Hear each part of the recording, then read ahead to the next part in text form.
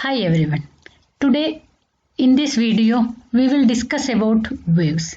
What is meant by wave, which are the characteristics of wave, which are the types of waves and its daily life examples, and some more topics we will discuss here. So first of all we know that waves are everywhere in nature, and some of the examples of those are light waves. It is with that light waves only we can see the beautiful nature. Radio waves, microwaves, which is used in microwave oven. Then water waves, you might have seen when you are dropping a stone in water. Waves due to earthquake, you might have studied in geography. Seismic waves. Then waves on a rope or a string. Waves on slinky. Sound waves. So these are the different types of waves that we are observing daily. No, you are familiar with these type of waves. And now we will discuss what is meant by wave. So the disturbances or patterns which move without actual physical transfer or flow of matter as a whole are called waves. So it is disturbance. Wave is a form of disturbance. So during that disturbance, what happens? Matter is not moving from one place to another. Then what else is moving? Energy is moving. No. So waves transport energy, and the pattern of disturbance has information that propagate from one point to another. No. So when, for example, if you are dropping a stone on the surface of water, the stone is having kinetic energy. That kinetic energy is given at the point where the stone touches the water. From there that energy is given to the water molecules, and it will be transferred from one point where the stone is dropped. From that point it will be transferred to other places. Okay, is it clear? So we can say that wave is a disturbance or patterns which move without actual physical. There actually that matter as a whole, it will not move from one place to another, but what is moving or what is transporting energy is transporting without the actual movement. Okay, is it clear? That is known as waves. And now we will discuss how can we classify waves. Waves can be mainly classified into two, mechanical and electromagnetic. Actually one more classification is there. We can classify them as matter waves also. That already you might have studied in chemistry, and in next year we will study it in detail. Okay, matter waves. De Broglie's hypothesis, you might have studied lambda is equal to h by p. Any moving particle can be associated with a wave, and the wavelength associated with that wave is given by lambda is equal to h by p, where what it is h stands for Planck's constant and p is the momentum of the particle. So any moving object can be associated with a wave. So those type of waves are known as matter waves that we will discuss in next year, and these electromagnetic waves also we will discuss in next year. Now we will mainly concentrating on mechanical waves, and mechanical waves itself we can classify into two, transverse waves and longitudinal waves. What is meant by transverse waves and longitudinal waves? That already we discussed in 9th standard. Longitudinal waves means the direction of propagation and direction of vibration will be it will be in the same direction, and in the case of transverse waves, direction of propagation and direction of vibration will be perpendicular to each other. And these electromagnetic waves are transverse waves. Okay, so mechanical waves can be either transverse or longitudinal, but these electromagnetic waves are transverse in nature. So actually we can say waves can be classified mainly into three. Here we are discussing only, it is shown only two because already one you have studied in chemistry. So waves can be classified into three: mechanical waves, electromagnetic waves and matter waves. And these mechanical waves themselves again can be classified into transverse waves and longitudinal waves, and electromagnetic waves are transverse waves in nature. So mechanical waves means those waves which need a medium for propagation, need matter or medium to transfer energy. For example, sound waves. And that also already you might have remembering that experiment that already what we studied. Sound needs a medium for propagation. Okay, so we can say that sound waves are mechanical waves. Then electromagnetic waves, they do not any medium for propagation, because of which only we are getting energy from the sun. If electromagnetic waves were mechanical waves, what will happen? We will not get energy from the sun, because that light rays or heat rays has to travel through vacuum, no? So that is a one important property or important characteristics of electromagnetic waves are that they don't need any medium for propagation. Okay, so like light waves which reach to earth from sun without any medium. However, medium is required or not, they do not get affected by the nature of the medium. Okay, sometimes they may come through medium also, but its nature will not be affected by the medium. And next category already we discussed, it is longitudinal waves and transverse waves. If the particles are vibrating along the direction of propagation of the wave, it is a longitudinal wave. No, particles are vibrating in the same direction of propagation of wave. And if the vibration of particles are perpendicular to the direction of propagation of the wave, then the wave is known as transverse wave. Okay, so here we can see that in the first case you can see we are pulling the string up and down. So what happens? The vibration of the particle is up and down, but the disturbance is proceeding along horizontal direction. And in the second case, you can see that in the case of longitudinal waves, what happens? If you compress and release the spring, what happens? These particles of the spring is vibrating horizontally, and spring movement is horizontally, and wave movement also in the horizontal direction. So such type of waves are known as longitudinal waves, and transverse waves means wave movement and the particle movement will be perpendicular, or direction of vibration and direction of propagation will be perpendicular in transverse waves. Okay, and mechanical waves that already we discussed, they can be either longitudinal or transverse. It can be both. Okay, but electromagnetic waves are always transverse waves in nature. In the case of electromagnetic waves, this diagram also you might have studied, but red and blue shows electric field. Red is shown by the electric field vector, blue is shown by the magnetic field vector.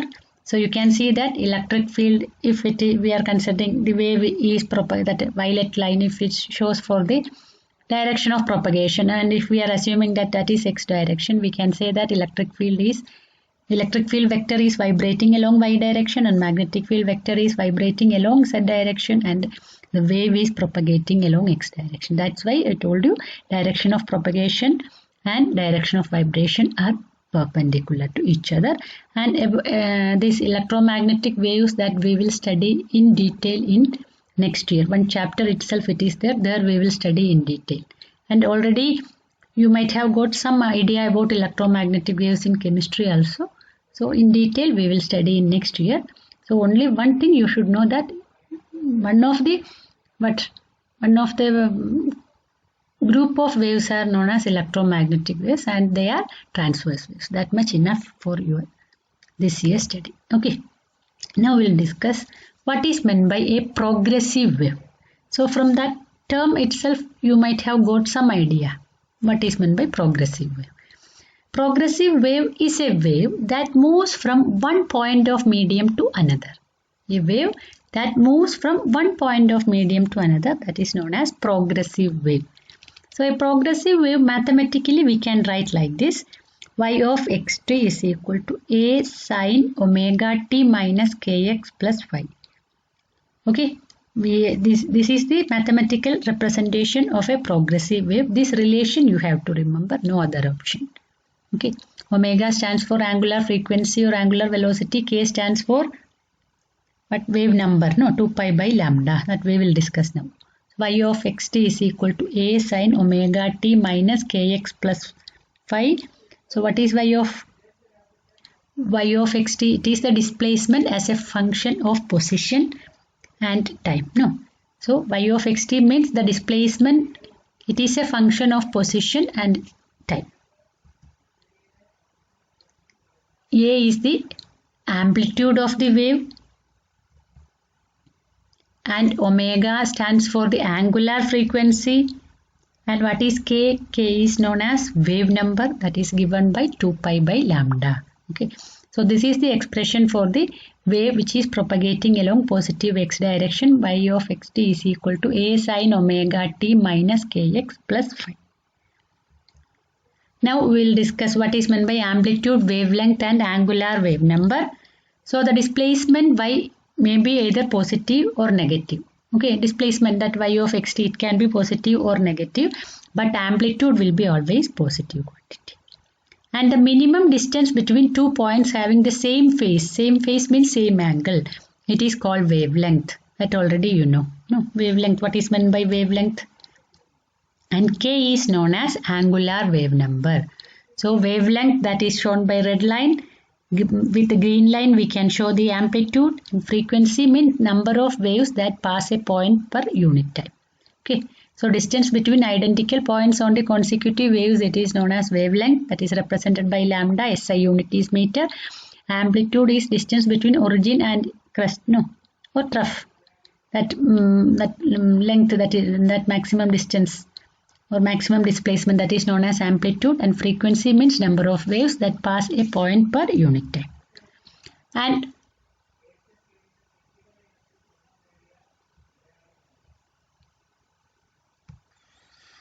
And now we will discuss about what is meant by period, angular frequency and frequency. Okay, so period of oscillation of the wave is the time taken by an element to complete one full oscillation. That in previous chapter also we discussed. Time taken to complete one full oscillation is known as time period. And angular frequency or angular velocity is given by omega. And the relation between angular velocity and angular frequency, that already you know, omega is equal to 2 pi by t. And frequency is defined as that relation also in the last chapter we discussed. It is the reciprocal of time period. So frequency can be written as 1 by t, or that also can be written as omega by 2 pi. Okay. And now we will discuss an expression for speed of traveling wave. That also already you know the relation, that we will discuss once again. Okay. So here we are considering 2 points which are at the same phase. Okay. You can see that. One it is shown by dotted, another one is shown by solid. So the equation of traveling wave can be written as, okay, so the wave is propagating. Okay. So what's the expression for that wave? We can write it as y is equal to a sin omega t minus kx. Here we are not considering phi because we are considering initial phase is 0. Initial angle is 0. Okay. So if we think carefully, it is the point A which is moving forward. You can see that A, that is moving forward. So and for a given point A, we can write omega t minus kx equal to constant, because it is at the same state of vibration. So we can write omega t minus kx equal to constant. Or if you are differentiating, what you will get, omega into dt minus k into dx equal to constant. So E equal to 0, we are differentiating it. So here as delta t tends to 0, that's why I told you we can show directly by differentiation itself. So dx by dt, omega into dt minus k into dx equal to 0. Or dx by dt can be written as omega by k. And what is omega by k? Omega by k is equal to v. So we know that dx by dt equal to v. So we got the relation v is equal to omega by k. And again, if you are multiplying both by 2 pi, so what you will get, 2 pi omega by 2 pi k, or you know that, lambda into nu, or we can write lambda by t. So we got the relation v is equal to lambda nu. That relation v is equal to lambda nu, that v is equal to f lambda, that relation we can get in this way also. Okay. And now we are discussing here the speed of transverse waves in a stretched string. So if a string is there and if the string is pulled up and down, we know that already transverse waves will be produced, and the expression for the speed of transverse waves in a stretched string is given by v is equal to root of t by m. What is t? T is the tension in the string and m is the mass per unit length of the string. Okay, and this relation we are deriving by the method of dimension. So you have to derive by the method of dimension, you have to derive that this expression v is equal to this. V is proportional to t raised to a m raised to b Then finally you have to get that relation and you have to check whether it satisfies or not. And here that proportionality constant value, by experimentally we can see that proportionality constant value is 1. So we can you will get it as V is equal to root of T by M. So you have to check whether you are getting this relation by the method of dimension. Okay, this is very important relation. V is equal to root of T by M. So you have to get an expression for the speed of transverse waves in a stretch string. That here I have written directly V is equal to root of T by M. But actually you have to derive by the method of dimension, that already we discussed. That's why I am avoiding that part. You have to derive by that method and you have to check whether you are getting that expression, this expression or not. Provided only one thing you have to keep it in mind, the proportionality constant value we are taking it as 1. Okay. And one more thing, here M is not mass, it is mass per unit length. This is very important. Normally when you are deriving by the method of dimension, you used to make mistake. Whenever you see the letter M, you may think that it is mass. But here M, that letter stands for not mass, mass per unit length. Okay. And T is tension. Tension means force itself. Now speed of longitudinal waves. In the case of solids, we can write the speed of wave is given by root of y by rho. Okay, and what is y? Y stands for Young's modulus and rho is density of solid. This also same procedure by the method of dimension you can get it. So V is equal to root of y by rho. Y stands for Young's modulus and rho is the density. Similarly, in the case of liquids, we can write V is equal to root of B by rho. B is bulk modulus of elasticity of liquid. Okay, so these are the expressions of longitudinal wave. And Newton's formula for speed of sound in gas. This relation is very important. Derive the expression of Newton's formula and next modification also it is there. Okay, so this relation is very important. This derivation also very important. So Newton considered that when sound propagates through a medium, the changes in the medium are isothermal. Okay, so what he assumed that when sound is traveling through a medium, temperature of the medium remains same. Okay, there is no variation in temperature. By that assumption, he derived the expression. So for isothermal process, we know that PV is equal to constant. So if you are differentiating it, what you can write? P into dV plus V into dP is equal to constant. The derivative of constant is 0. Okay, or we can write P can be written as minus V dP by dV. If you are keeping P only this side, remaining all other terms, if you are taking to that side, you will get minus V into dP by dV is equal to P. And bulk modulus, what it is? Minus V into dP by dV is nothing but bulk modulus, no? So bulk modulus is equal to P. You know the expression for what?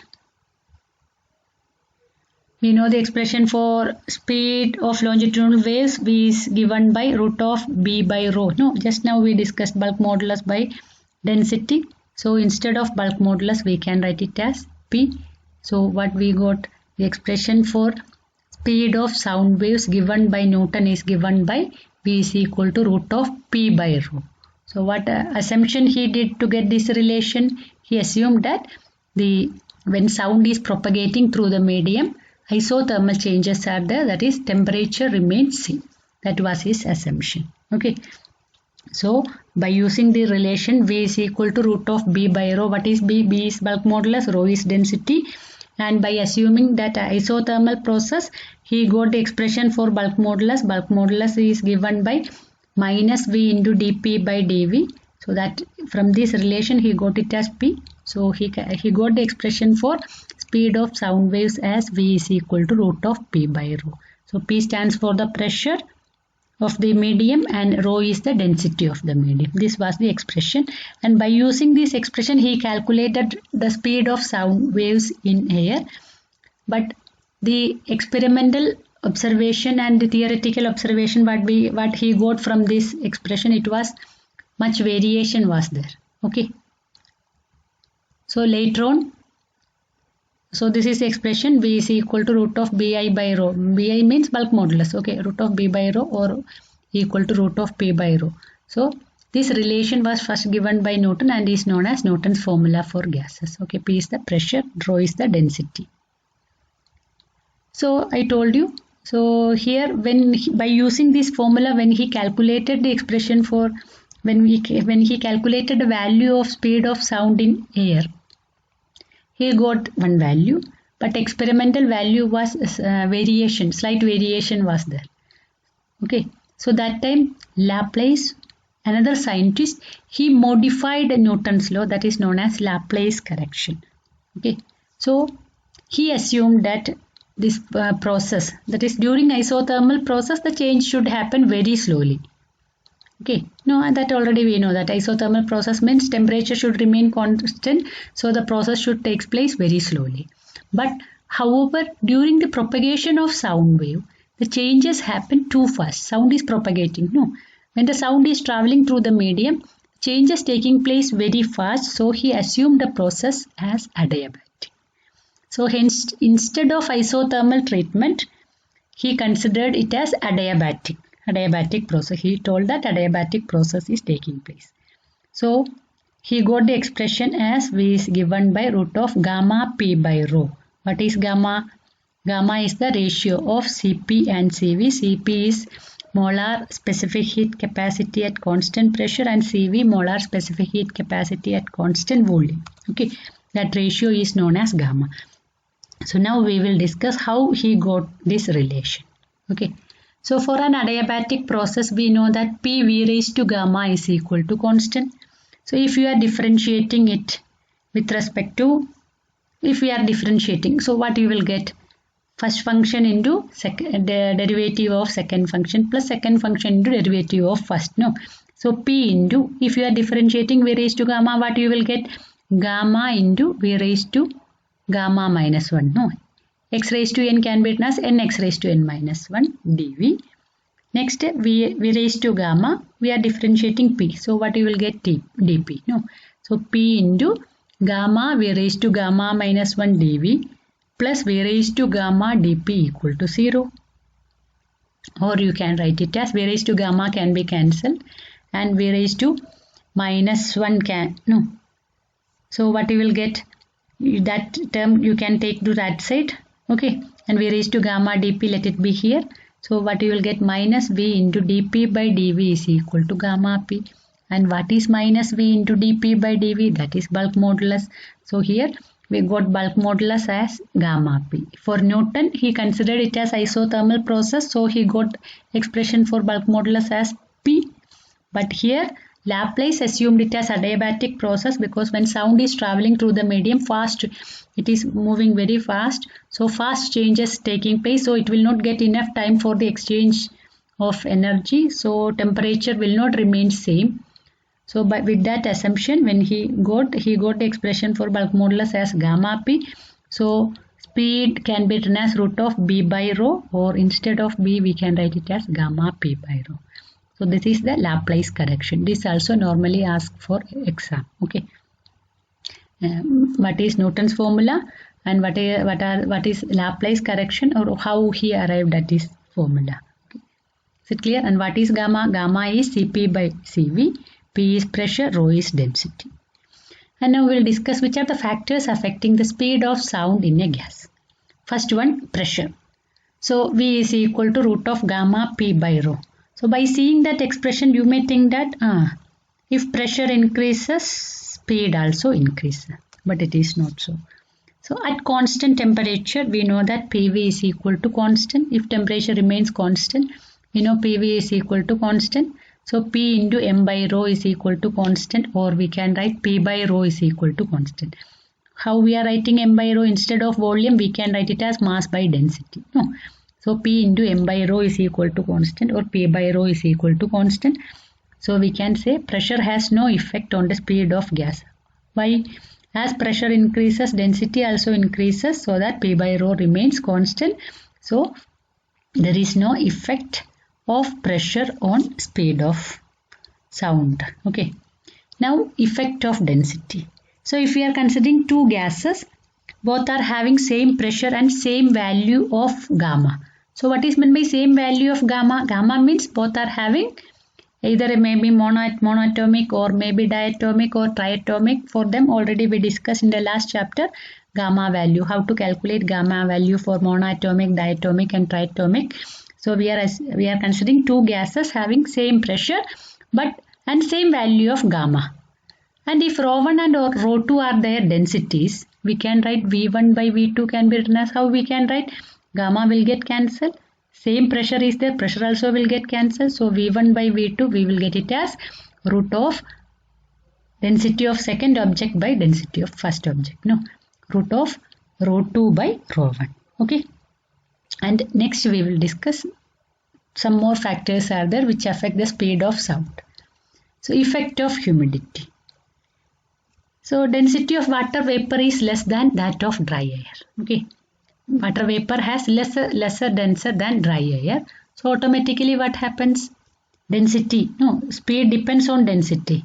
So if density is less, speed will be more. So we can say sound travels faster in moist air than dry air. Okay. Sound travels faster in moist air than dry air. Now we will discuss effect of temperature. Okay. We know for 1 mole of gas, ideal gas equation is given by PV is equal to RT. So instead of V, we can write it as M by rho. What is M here? M stands for molecular mass because we considered for 1 mole. Okay. So P into M by rho. Instead of volume, we are writing mass by density and M stands for molecular mass. So P into M by rho is equal to RT, or we can write P by rho is equal to RT by M. So instead of P by rho, we can substitute it as RT by M. So we'll get the speed of sound can be written as V is equal to root of gamma into RT by M. Okay, so we can say that from this relation V is directly proportional to square root of temperature. So as temperature increases, speed of sound in that gas also will be increased. Okay, is it clear? Similarly, wind. If the wind is blowing, blowing of wind also affect the speed of sound. If the wind is blowing in the same direction, we can say that speed will be increased. No. And if the wind is blowing in opposite direction, there will be decrease in speed. So if Vs is the speed of sound and Vw is the speed of wind, effective we can write it as, or relative we can write Vs plus Vw if the wind is blowing in the same direction. If it is in opposite direction, we can write Vs minus Vw. Okay, is it clear?